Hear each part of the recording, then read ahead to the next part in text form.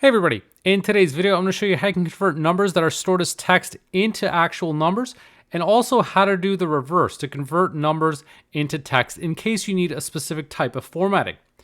In column A here, I've got a list of values that are all numbers. That being said, some of them are formatted as text and some as numbers. An easy way to tell is by looking at the alignment. You'll notice some cells are aligned to the right, where some values are aligned to the right, and some are to the left.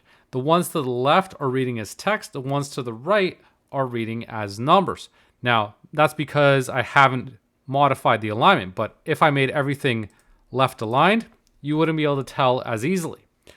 One way you can also tell, though, is if you click on one of these cells, you'll see I've got an icon here saying this number is formatted as text or preceded by an apostrophe.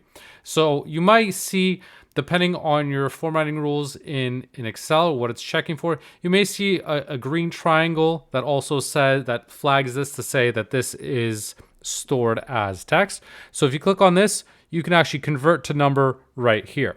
But there's an even easier way to do this without having to go through each one of these values and select this icon and then convert to number. And that's just by taking these values and multiplying them by a factor of 1. So we can just do that.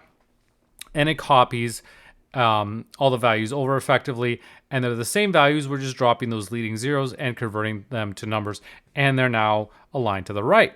Another thing you could do is, rather than creating a separate formula, is if I just key in the value of 1 here, I can copy this, select my cells, and right-click, paste special, and there's an option to multiply. So what I'm doing is taking that 1 and multiplying it across all these cells.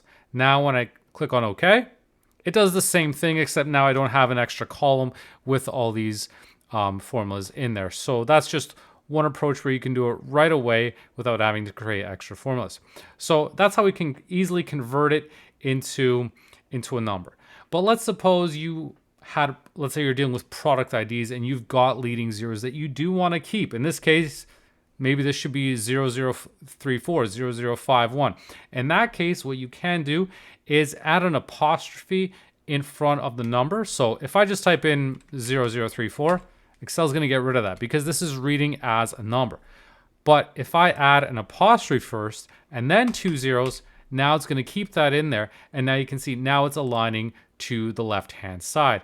So that's how I can force Excel to keep those leading zeros and whatever formatting I want intact, just to make sure that it's forcing it to read as a text value rather than a number. Now there's another way I can do this, and I'm going to show you how. So I'm going to undo this to put the number formatting back in there. And I'm going to use the text function. So with the text function, I can specify my value and how I want it to be formatted. So let's say I'm dealing with product IDs that are always a certain number of digits long. So let's say I just key in a bunch of zeros here to say this is how long it should always be. So that's the formatting that it should have.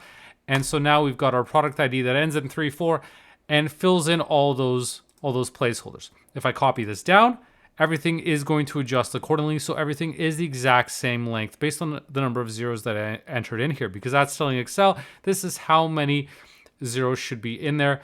But obviously, if there's values in here, then put those in there and then fill in the rest with zeros just to make sure that it's the same length. So this is an easy workaround if you're dealing with product IDs and you want to make sure that you're always having a consistent formatting in place.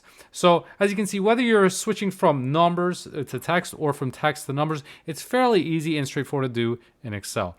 I hope you learned something from this video, and if you did, please make sure to leave a like and subscribe for more. Thanks for watching.